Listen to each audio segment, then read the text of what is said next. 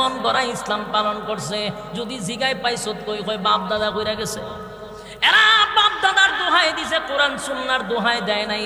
তারা ইসলামটারে বিকৃত কইরা চলছে। তাই আমি আল্লাহ তাদেরকে আপনার বরকতি হাতের পানি পান করাবো না।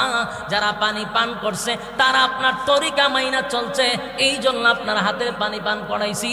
আর যাদের সামনে পর্দা ফালাইছি তারা আপনার ইসলামটাকে বিকৃত করছে, মন গড়া জিন্দেগি চালাইছে, এই জন্য আমি তাদেরকে পানি পান করতে দেই নাই। আল্লাহর হাবিব শরীর চোখের পানিগুলো ছেড়ে দিয়া বলবে, মালিক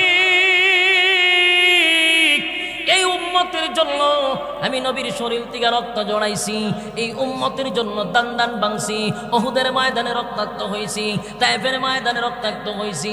আর আমি চলে আসার পরে আমার রক্ত মাখা ইসলাম পালন করে নাই, রক্ত মাখা ইসলাম পালন করে নাই। আল্লাহর নবী রাগান্বিত হয়ে বলবেন, সুহকান সুহকান লিমান গায়রা বাদি, দূর হয়ে যা, দূর হয়ে যা, এমন উম্মতের আমার কোনো দরকার নাই।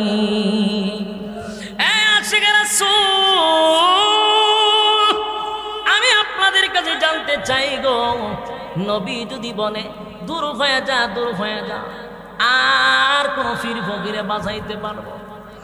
কথা কয় না যুবক ভাই? তাহলে আজকের এই মাহফিলে আসার পরে কি শিখলাম, কি জানলাম? যতদিন বেঁচে থাকবো তরিকা মানবো কার, হুকুম মানবো কার? আল্লাহর হুকুম, রাসূলের তরিকা। বলুন আল্লাহর হুকুম, রাসূলের তরিকা মেনে যদি চলতে পারি, হাউজে কাউসারের পানি পান করতে পারবো। কারা কারা পানি পান করতে চান হাত তুলে দেখায়া দেন। লিল্লাহি তাকবীর, লিল্লাহি তাকবীর। ভাই হাত তুলে রাখেন। হাউজে কাউসারের পানি চাননি আপনারা? আর অন্তর থেকে কোন সবাই চান? পরীক্ষা করতাম নি? পরীক্ষা করতাম। তাহলে ইমানের আওয়াজ দিয়ে বলছেন সবাই পানি পান করতে চান, বিসমিল্লাহ কইয়া ওই পকেট হাত ঢুকাই দেন। যার পকেটে যা আছে সব বাইর করেন। রুমাল লয়ে যান, রুমাল লয়ে যান, একজনে খালি হাতে যাবেন না, রুমাল লয়ে যান।